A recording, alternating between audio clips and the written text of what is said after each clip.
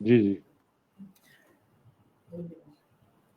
नमस्कार, मैं हूं हरबंश नागोके और मेरे साथ जो पहले फेज का आज अंतिम दिन है चुनाव प्रचार का, 2 दिन के बाद जो है मतदाता जो भारत में एक और प्रजातंत्र को और मजबूत करेंगे और हमारे राज्य की मिलाकर यूटी हमारा है, कुल मिलाकर यूटी और अलग अलग राज्यों की 21 स्टेट या यूटी है और 102 लोकसभा की सीटें हैं जहां पर आज चुनाव प्रचार थम जाएगा।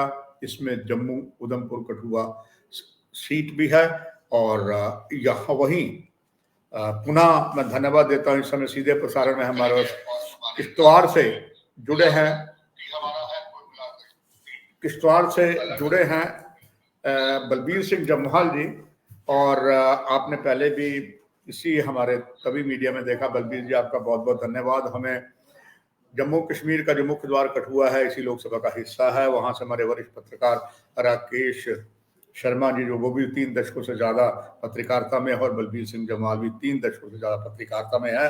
लंबे समय से हमारा आपस में बड़ा संबंध एज ए मीडिया मैन का रहा। बलबीर जी, आपका स्वागत है।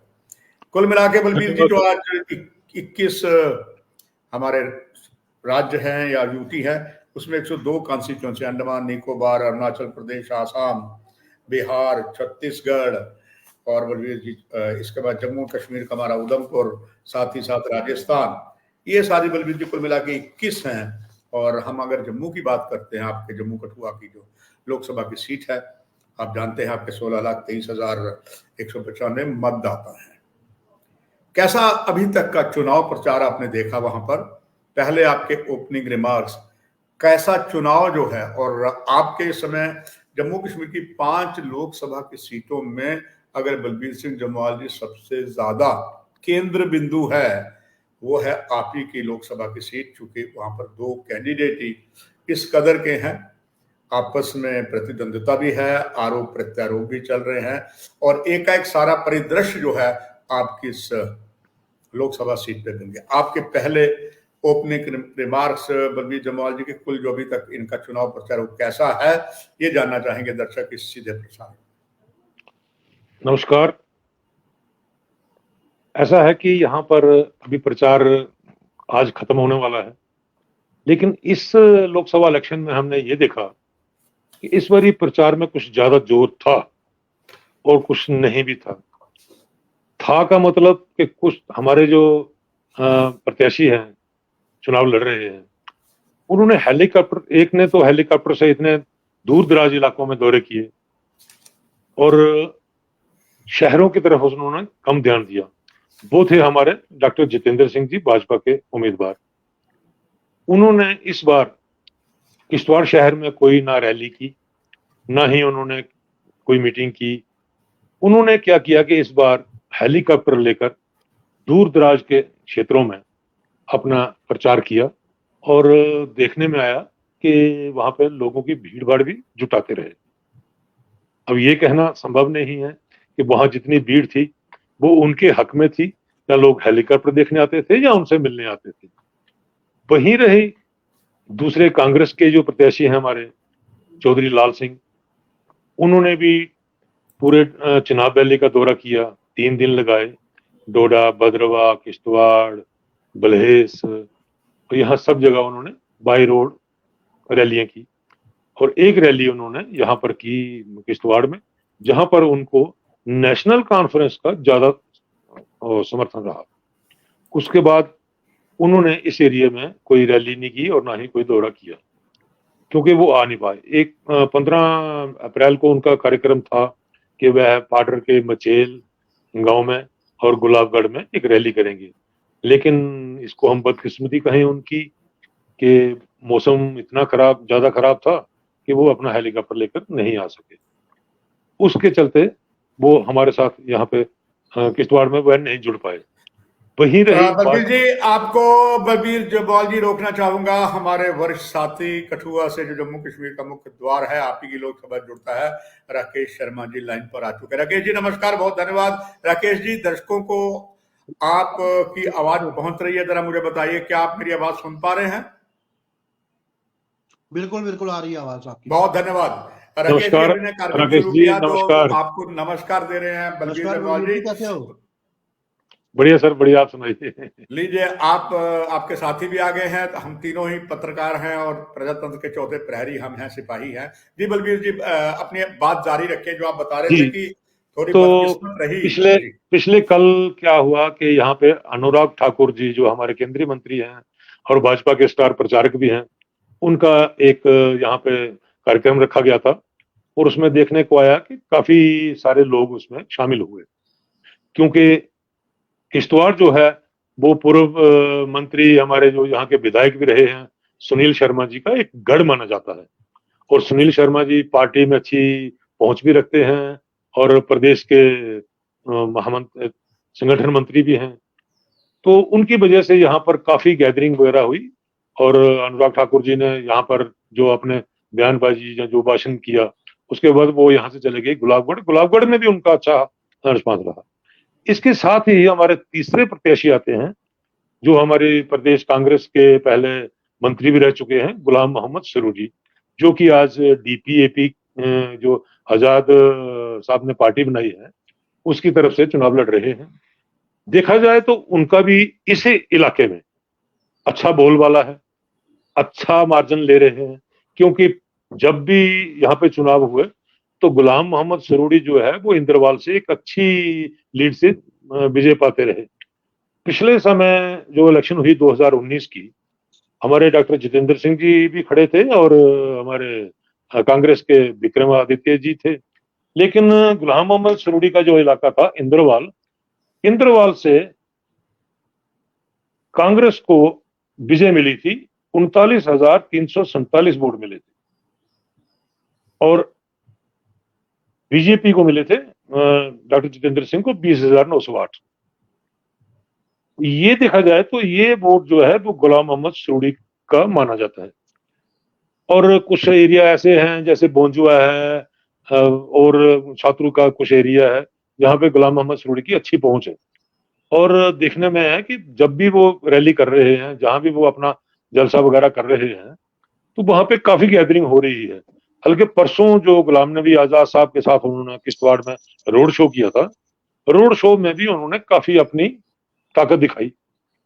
तो अभी इस तरीके से जितनी भी जहां रैली हुई है, जिस भी प्रत्याशी की हुई है, तो उन्होंने अपना अपना अच्छा दबदबा दिखाया है।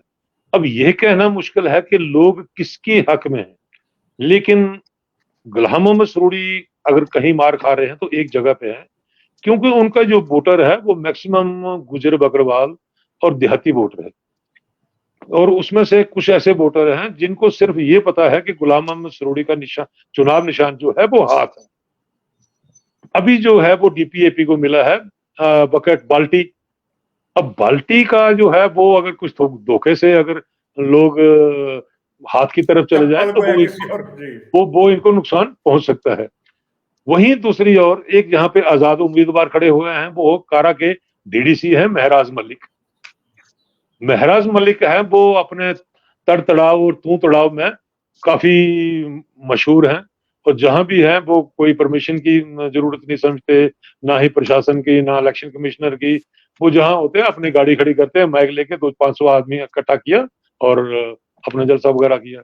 देखा जाए तो डीडीसी भी है वो अपने इलाके के, काफी पहुंच भी उनकी है, तो वोट वो भी काटेंगे।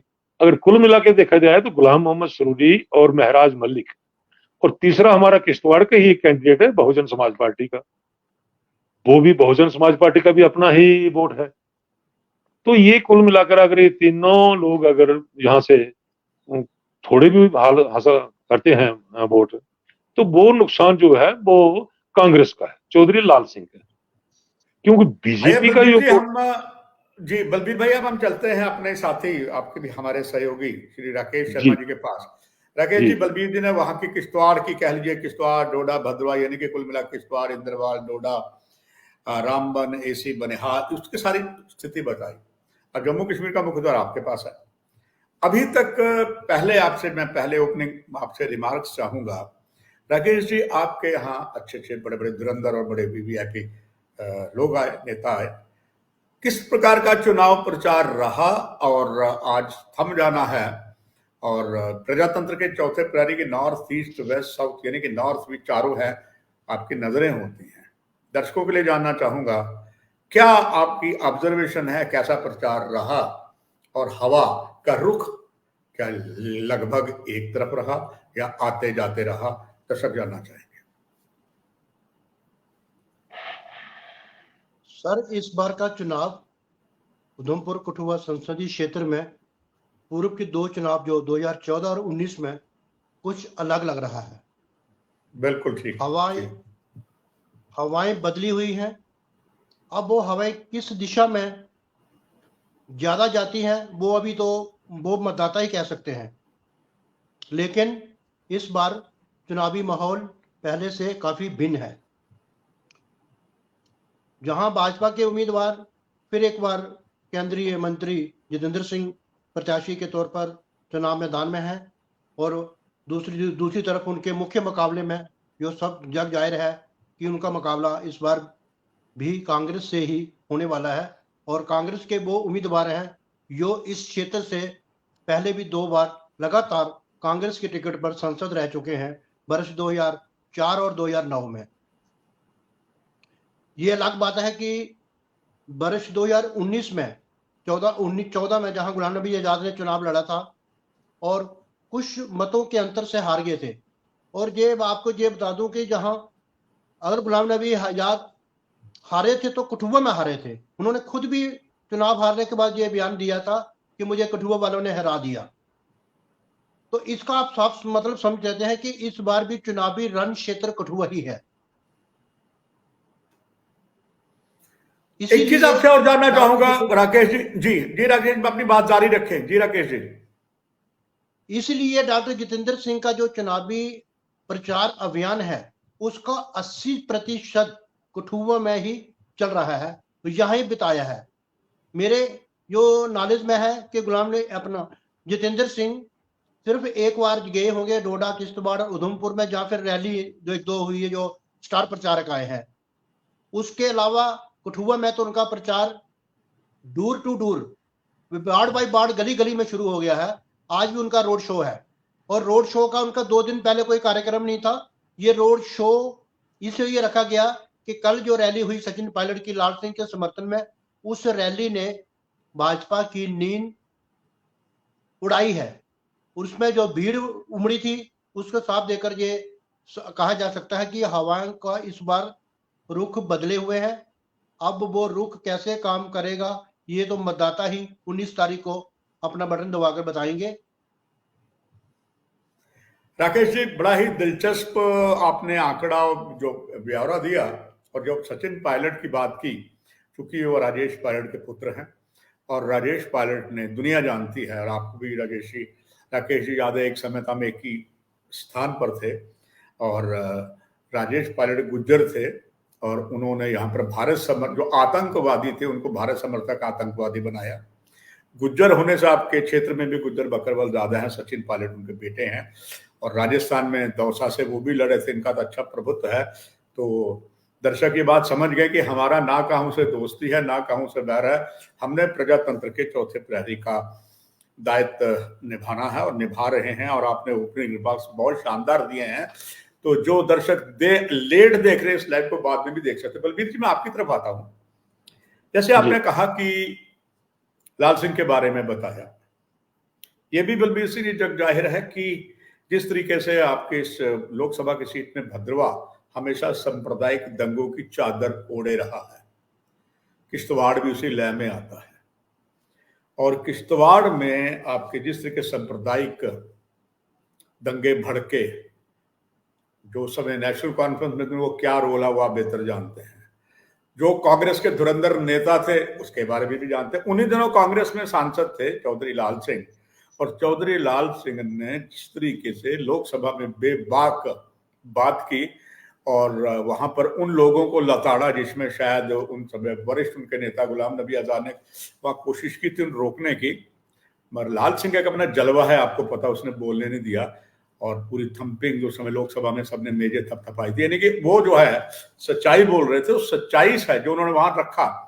क्या बलबीर जी जो उन्होंने लाल सिंह की बेबाकी है उनको उसका नुकसान भी हुआ है। रसाना कांड देख लीजिए, गलत उन्होंने नहीं कहा था, कांग्रेस में थे, और जो उन्होंने मंत्रिमंडल में काम किया, 2 बार मंत्री को अपने में तरीका था। लोकसभा में भी मुझे याद है, अंतरराष्ट्रीय सीमा पर राकेश जी खुद परिचित हैं, उन्होंने कांटेदार तार जो लगी थी वहां नुकसान हुआ, हमेशा जमकर लड़े हैं। अब लाल सिंह का जो किरदार रहा है रसाना कांड में जो हुआ, क्या उसका लाभ या हानि लाल सिंह को आपके क्षेत्र वाले लोग किस नजर से देख रहे थे? और कुल जैसे आपने बता दिया सरूरी के बारे में, गुलाम नबी आजाद के बारे में भी उन्होंने वहां पर रोड शो किया, ये परिप्रेक्ष्य जो होगा ये किसको ज्यादा सपोर्ट दे सकता है? जैसे राकेश जी ने भी कहा, आपने भी कहा, ईवीएम में फैसला होगा, मगर हवाएं, ये सारी बातें जो मैंने आपके सामने रखी हैं दर्शक जरूर जानना चाहेंगे, क्योंकि पत्रकार ही होते हैं जो गहरी नजर रखते हैं। सर ऐसा है कि जैसे आपने कहा कि लाल सिंह अपने विभागी में बड़े मशहूर रहे हैं, इसमें कोई दो राय नहीं है। वो सांसद रहते हुए भी और जम्मू कश्मीर में मंत्री रहते हुए भी उनके जो काम हैं वो आज भी बोलते हैं और लोग उनकी तारीफ करते हैं। बेशक कि उनका जो बोलने का लिहाजा था वो कुछ कड़वा था, होता था या कैसे था। और मैं आपको एक बताऊं कि डोगरों का ये थोड़ा सा स्टाइल भी होता है कि जरूर बाजू पर खड़ी करके तो तूतड़ा करके बात करो, वो उनमें सारी खूबियां थी। उनके काम जो है वो आज भी लोग याद करते हैं। जैसे कि 2013 में किश्तवाड़ के जब दंगे हुए थे तो उन्होंने पार्लियामेंट में जब सांसद में किश्तवाड़ के बारे में जो आवाज उठाई थी, उसी बात को लेकर गुलाम नबी आजाद उनसे नाराज हुए थे कि आप एक हमारे कांग्रेस में रहते हुए एक समुदाय की सपोर्ट कर रहे हो। उसी के चलते उन्होंने कांग्रेस में उनकी आपस में ठन गई और 2014 में उनको उन्होंने बाहर करने की कोशिश की।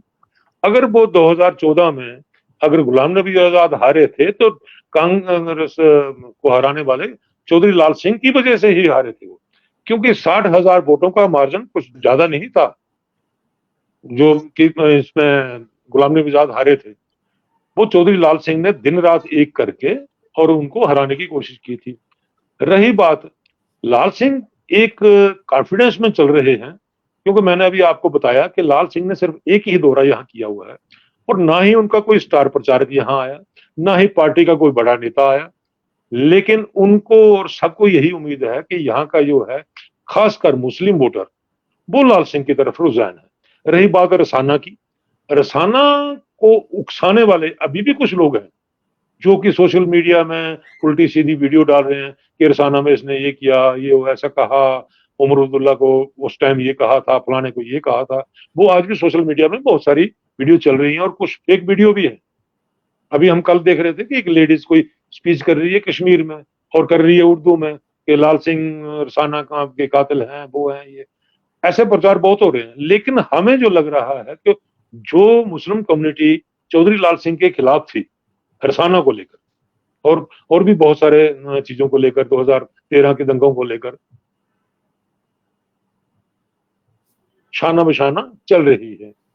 क्योंकि हमने देखा परसों जब यहाँ पे हमारे पूर्व मुख्यमंत्री उमर अब्दुल्ला पहुंचे तो हमें उनका जो रैली थी वो देखने को बनती थी कि इतना उत्साह, हालांकि उसमें कांग्रेस के लोग कम थे, लेकिन जितना हमने देखा कि वहां हमारे बाजार में जब रैली निकाली उन्होंने, पहले रोड शो किया उसके बाद रैली निकाली और जमकर उन्होंने गुलाम मोहम्मद सरूरी और गुलाम नबी आजाद के ही बारे में कहा कि गुलाम नबी आजाद को हमने क्या किया, इसकी कहां सपोर्ट की, सरूरी आज तक हमारे कांग्रेस में इतने रहे। तो उस वजह से देखा जाए अगर तो हालांकि वहां लोगों ने, जो नेशनल कॉन्फ्रेंस के कार्यकर्ता वहां आए थे, सबने अपने हाथों में नेशनल कॉन्फ्रेंस के झंडे ले रखे थे। लेकिन उमर अब्दुल्ला ने स्टेज पर यह अनाउंस किया, उसने कहा कि हमारा जो निशान है, हालांकि ऐसी कोई भी लीडर अपनी पार्टी के बारे में बात नहीं करता, लेकिन परसों की ये बात बहुत जानदार थी। उसने कहा कि आप लोग हल का झंडा लेकर आए हो, लेकिन अभी हल हमारा जो है वो हम असेंबली में दिखाएंगे, बट आज की डेट में आपने हाथ की सपोर्ट करनी है, चौधरी लाल सिंह की सपोर्ट करनी है। अगर इनके पुराने वीडियो या पुराने वो देखा जाए कि चौधरी लाल सिंह और उमर अब्दुल्ला आपस में कितनी बातें करते थे एक दूसरे के बारे में, और आज सजाद किचलू और वो एक ही स्टेज पर चल के सिर्फ एक ही आवाज लगा रहे हैं कि हमें चौधरी लाल सिंह को जिताना है, उसके बाद मैंने कल देखा अनुराग ठाकुर की रैली एक तरफ थी पाडर में, और दूसरी तरफ से बाई रोड गए उमर अब्दुल्ला। जितनी पब्लिक गुलाबगढ़ में, हालांकि वो पूरा एरिया जो है पाडर का हिंदू पॉपुलेशन है वहां की, और 19-20 हजार वोटर है, वो सारा के सारा बीजेपी को सपोर्ट करता है। और वो हमने देखा कि वहां पे उमर अब्दुल्ला की इतनी बड़ी रैली देखकर हम हैरान रह गए कि पाडर में इतने लोगों को कहां से इकट्ठा किया और कैसे भी ये हाँ, पहाड़ी पहुंचे क्षेत्र है जी, पहुंचे हैं। और 3 दिनों से लोगों के सर वहां पे बारिश इतनी तेज हो रही थी। मैं परसों ओ, खुद मचेल माता के दरबार में गया था, और पूरी बारिश में भीगते हुए हम गुलाबगढ़ पहुंचे हैं। तो इतनी बारिश के बावजूद कल जब मौसम साफ हुआ तो लोगों की इतनी भीड़ देखने को मिली। इससे साफ जाहिर है कि ये मुकाबला इस बार आसान नहीं है। इस बार बहुत ज्यादा कांटे की टक्कर है, लेकिन इसका फैसला जो है, जैसे अभी हमारे राकेश जी ने कहा कि फैसला जो है वो कठुआ और उधमपुर करेगा, क्योंकि ज्यादातर जो है वोट है वो कठुआ से ही मिला था डॉक्टर जितेंद्र सिंह। जैसे कि हीरानगर में 70,000 वोट लिए थे और 10,000 कांग्रेस को, बिलावर में 62,000 लिए थे, कठुआ में 76,000 लिए थे।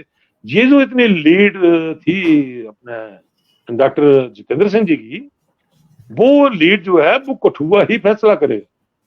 मगर हर आदमी की नजर ये है कि देखो जी, इस सीट का फैसला चुनाव वैली करेगी, हम इस बात को मानते हैं। लेकिन चुनाव वैली में जो है वो 2 समुदाय की आपस में लड़ाई है, ना कि कांग्रेस और बीजेपी की है।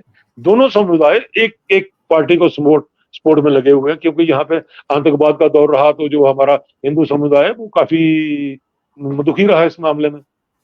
अब ये चक्कर है खाली दोनों समुदाय की है। एक समुदाय पूरा का पूरा जो है वो चौधरी लाल सिंह की तरफ है। हालांकि ये नहीं है कि भाजपा की तरफ की भी मुस्लिम काफी आ रहे हैं। जैसे अभी शाहनवाज जी ने 3 दिन पहले वर्धमान का दौरा किया, वो हेलीकॉप्टर से गए, सुनील शर्मा उनके साथ है, वहां भी काफी भीड़ भाड़ देखने को मिली। लेकिन हमें ये लग रहा है चौधरी लाल सिंह का जो कॉन्फिडेंस है कि उसने ये कह रखा है यहाँ के लोगों को, यहाँ की नेशनल कॉन्फ्रेंस के नेताओं को, या वो जो और भी जो उनको सपोर्ट कर रहे हैं, उन्होंने यही कहा है कि आप लोग जो करोगे वही फैसला होगा, मेरे आने की यहाँ पे कोई खास जरूरत नहीं है। जी बलबीर वाला, अच्छा आप कह रहे हैं कि एक दिलचस्प मुकाबला जो कुल जैसे बताया दर्शकों, क्योंकि पूरे देश में फर्स्ट चुनाव में तो एक बार फिर जो केंद्र बिंदु है जरूर ये सीट रहेगी। राकेश जी, अभी भी आपने दर्शकों को बताया अभी कि कठुआ मेन है, कोई शक की बात नहीं। एक बात दर्शकों को जानना चाहूंगा इसी कठुआ से, राकेश जी, बाबू सिंह जी जो इस समय कोई आपराधिक मामलों में या कोई राष्ट्रद्रोह के आरोपों में जेल में बंद हैं, वो एमएलए भी रहे हैं, मंत्री भी रहे हैं, जो उनका चंक ऑफ वोट्स था, या जैसे आपने कठुआ बताया, वो सचमुच बड़ी पते की, क्योंकि आप लोग ग्राउंड में हैं, आप लोग जो ग्राउंड रियलिटी जानते हैं, शायद मैं वो ना जानता हूं क्योंकि मैं तो जम्मू में बैठा हूं। पर दर्शक ये जरूर जानना चाहूंगा, जैसे बाबू सिंह जी का वोट है, या जो आपके कठुआ में बहुजन समाज पार्टी का उम्मीदवार भी है और कठुआ इस समय रिजर्व सीट है, कहीं राकेश ऐसा तो नहीं कि जो बहुजन समाज पार्टी वाले कसम खा लें कि हमने अपनी शो करना, हमारा कैंडिडेट हो सकता है डॉक्टर जितेंद्र सिंह जैसा या लाल सिंह जैसा सख्त ना हो, उतना ना हो जरूरी जैसा, कहीं हम अपने स्ट्रेंथ दिखा दें। दूसरा, बाबू सिंह के जो समर्थक थे, उनके वोटर थे, वो इस बार आपने देखा पारखी नजरें होती है आपकी, वो क्या संकेत दे रही है? सर, बाबू सिंह के जो जितने भी वोटर और समर्थक हैं वो पूरी तरह से इस बार लाल सिंह के साथ हैं। अच्छा, पूरी तरह से कह दूं मैं, ये मेरा जो देखने का, जो जानने का जो अनुभव है, ये कह रहा हूं मैं। रही बात उसकी, जैसे आपने शुरू में अपनी जो आप चर्चा शुरू की कि ना कहूं से दोस्ती ना कहूं से बैर, बिल्कुल ये सही राकेश जी, बात हम है। उसी में चल रहे हैं, हम सब उसी में चल रहे हैं जी, बिल्कुल। राजनीति एक अवसर है, एक मौका है ये। तो मैं ये कहता हूं कि रसाना कांड इस चुनाव में कोई मुद्दा ही नहीं है, कोई मुद्दा ही नहीं है।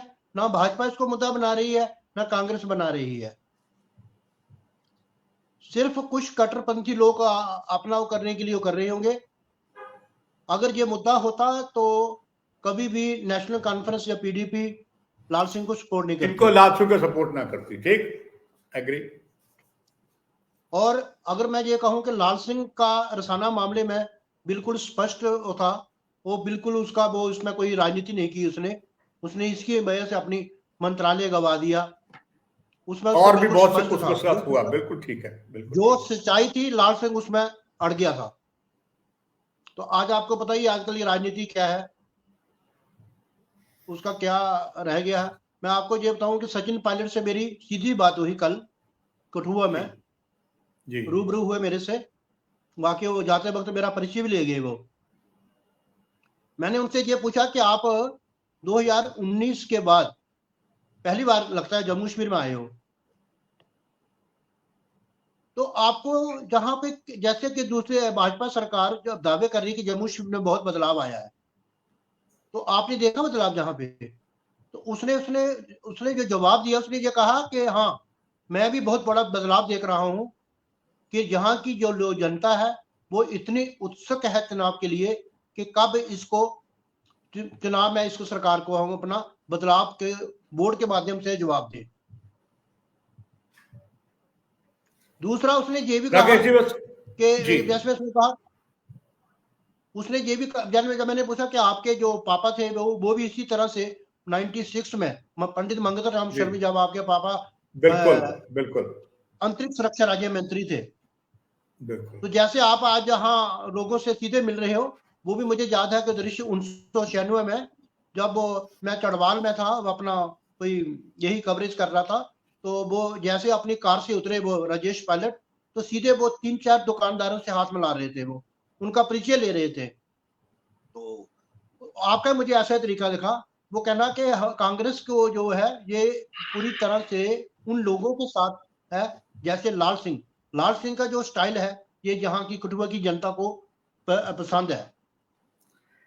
राकेश जी बातें और भी करनी है मगर समय इजाजत नहीं दे रहा, पर आखिर में दो शब्द आपने सच्चाई रखी और मुझे बड़ा संतोष है कि आप मेरे छोटे भाई जैसे हैं, लंबा पत्रिका के आप अनुभव लंबे समय से चल रहे हैं। आशा यही है जब भगवान ने अगर और जीवन दिया इसी तरीके से मिलके जनता के लिए सच्चाई पेश कर सकें। आखिर में आपसे बात जानना चाहूंगा, फिर समाप्त करूंगा बलबीर पर आकर। मोदी है तो मुमकिन है, ये भी बात तय है कि कैंडिडेट से नाराज हैं, केवल यहां नहीं जम्मू में भी वैसी स्थिति है, कहते हैं मोदी है तो मुमकिन है। क्या आखिर में आपके शब्द, क्या मोदी है तो मुमकिन है इस बार होगा?